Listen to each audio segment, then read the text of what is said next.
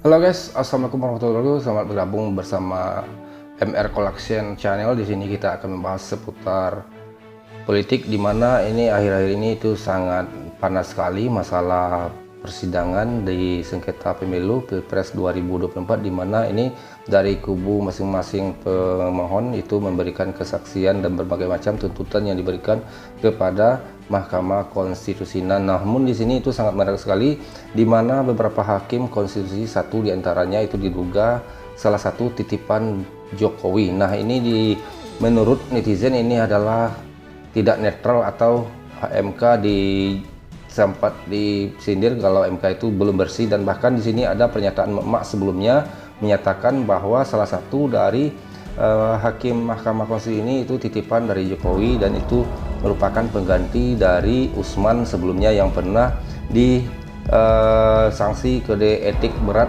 dari Mahkamah Konstitusi sendiri karena meloloskan yaitunya cawapres Gibran. Nah di sini sangat seru sekali, kita akan lihat seperti apa tanggapan dari salah satu hakim Mahkamah Konstitusi yang dianggap tidak netral itu. Langsung saja kita cek di video yang satu ini.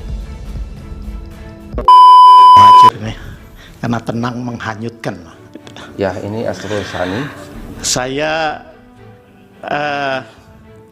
ingin memulai dari kerangka hukum tentang bansos ini. Nah, ini masalah bansos dari ya. kerangka peraturan teknis. Ini sebelumnya itu sudah sampaikan ada oleh peraturan Menteri Keuangan nomor 254 bansos tahun 2015 tentang belanja bantuan sosial pada kementerian negara dan lembaga, yang kemudian diubah dengan PMK nomor 228 tahun 2016. Ya. Ada juga peraturan presiden yang tadi juga disinggung oleh Ibu Menteri Sosial, Perpres nomor 63 tahun 2017 tentang penyaluran bantuan sosial non tunai.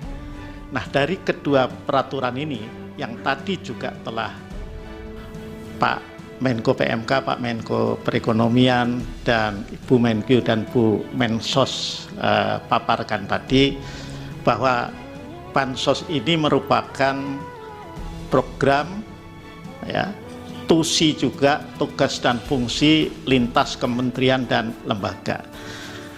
Nah, saya mohon penjelasan mungkin dari Pak Menko PMK atau Pak Menko Perekonomian. Sepertinya di sini sudah mulai tercium kalau dia melindungi Jokowi masalah penyaluran bansos. Kementerian dan lembaga mana saja yang melaksanakan program atau tusi tugas fungsi dari baik perlinsos atau utamanya adalah bansos. Gitu. Karena ini agar jelas. Karena kan selama ini kan terkesan bahwa seolah-olah yang memanfaatkan perlinsos atau bansos ini adalah menteri-menteri yang partainya terasosiasi dengan paslon 02. Padahal sekilas saya lihat perlinsos atau bansos ini kan ya juga ada di kementerian yang menteri-menterinya itu juga terasosiasi dengan paslon-paslon yang lain, baik paslon 01 maupun paslon 03. Jadi ini biar clear. Ini gitu. sudah mulai. Termasuk yang tadi disinggung oleh Bu Menteri Keuangan, ada juga program perlindungan sosial yang berupa BLT dana desa yang anggarannya diambil dari bagian TKD, ya, transfer ke daerah. MK belum bersih dari pengkhianat hukum, ya, karena ada dihadirkan Hasrul Sani ini hakim yang sangat merusak hukum. Dia penggantinya Usman, ya. Jokowi masih menyelipkan pengkhianat hukum di MK. Hasrul Sani ini satu-satunya, ya, penggantinya Usman, ya, belum bersih MK. Walaupun diganti ininya, tapi Hasrul Sani masih masuk. Ya, dia hakim dari Jokowi, ya. Usman sama Hasrul Sani nggak ada bedanya, sama, orang yang sama, beda muka, beda rupa, tapi sifatnya masih sama. Mereka perusak, ya, mereka akan menghalalkan segala cara. Ternyata MK ini belum bersih, ya, masih ada pengkhianat hukum di dalam MK, ya. Pergi Usman, datang Hasrul Sani, itu orang yang sama otaknya, cuma beda muka. Yang kedua untuk Pak Muhajir, Saya membaca di Perpres nomor 63 tahun 2017 di pasal 14 itu dibentuk tim pengendali pelaksana penyaluran bansos yang anggotanya begitu banyak menteri, ya, begitu banyak menteri. Saya tidak tahu apakah menteri-menteri ini itu juga yang kementerian dan lembaganya, tidak hanya menteri dan lembaganya ini mendapatkan program atau memiliki tusi bansos itu tadi, ya. Mohon penjelasan tentang pengendalian yang telah dilakukan. Nah, yang berikutnya ini mungkin pertanyaan untuk Bu Menteri Keuangan, karena beliau yang paling sibuk kalau sudah soal APBN, saya kira, ya.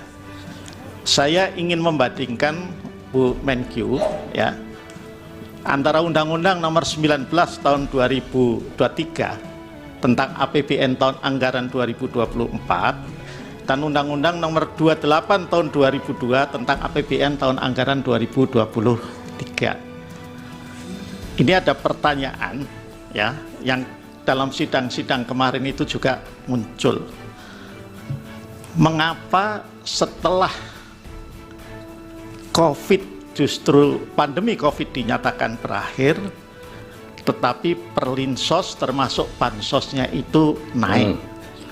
Sebagai gambaran, pada awal COVID, ya, tahun 2020, anggaran perlinsos ini 498, puncak COVID 2021 468,2, kemudian ketika tahun lalu 443,4 triliun 2023 dan kemudian ini kembali naik 496. Tadi sih memang sudah dijelaskan karena faktor El Nino, tapi apakah itu hanya satu-satunya faktor? Karena prasangkanya suudonya ini dikaitkan dengan pemilu 2024. Ini barangkali perlu penjelasan. Terlebih-lebih lagi, Bu Menkyu, kalau saya lihat di Undang-Undang Nomor 19 Tahun 2023, ini tidak ada pasal yang seperti ada di pasal di Undang-Undang Nomor 28 Tahun 2022, di mana kalau di Undang-Undang untuk APBN 2023 itu masih ada pasal 27 di mana pemerintah dapat menetapkan bauran, ya, kebijakan melalui, maksudnya ini kebijakan perlinsos melalui skema pendanaan antara pemerintah dan juga badan usaha. Nah, ini saya kira perlu diklarifikasi agar kita bisa dudukkan secara lebih proporsional, ya, terkait dengan, di samping yang tadi tentu sudah dijelaskan oleh Bapak Ibu Menteri, itu hal-hal yang didalilkan oleh para pemohon. Saya kira itu Pak Ketua, supaya bisa berbagi waktu dengan para yang mulia yang lain. Terima kasih. Ya, ini sangat menarik sekali, di mana ini kita sudah bisa mencerna mengapa masalah bansos, di mana ini bansos adalah menyeret seorang Jokowi yang merupakan cawe-cawe terhadap paslon 02, di mana itu cawapres yang diacungkan adalah anak kandungnya dari Jokowi. Nah, di sini itu sudah banyak bukti dan bahkan pihak pemohon itu melampirkan bukti-bukti di mana aksi Jokowi kampanye terselubung dan menyalurkan bansos yang dapat mempengaruhi suara pilpres yang dimenangkan oleh 02. Nah, inilah yang sebenarnya diungkap oleh pemohon. Namun yang menjadi pertanyaan bagi kita adalah masalah hakim MK, di mana dia sudah sempat diduga kalau Asrul Sani ini adalah titipan Jokowi. Nah, kenapa bukan hakim yang lain menanyakan masalah bansos terhadap para menteri yang memberikan keterangan sebelumnya? Nah, ini kita sudah bisa mencerna siapa dia Asrul Sani, apakah benar dia titipan Jokowi, apakah dia benar-benar itu pengkhianat hukum yang diduga oleh emak-emak sebelumnya tadi. Nah, kita akan cerna bagaimana keputusan nantinya. Oke, ini sangat menarik sekali, kita akan bisa menentukan siapa yang benar dan siapa yang dalangnya. Oke, jangan lupa selalu nantikan bagaimana perkembangannya dari sidang sengketa Pilpres 2024. Oke, terima kasih, sampai jumpa lagi di channel ini, dan jangan lupa selalu dukung channel ini untuk tetap semangat memberikan update berita terbaru tentang Pilpres 2024. Oke, terima kasih. Akhir kata, wassalamualaikum warahmatullahi wabarakatuh.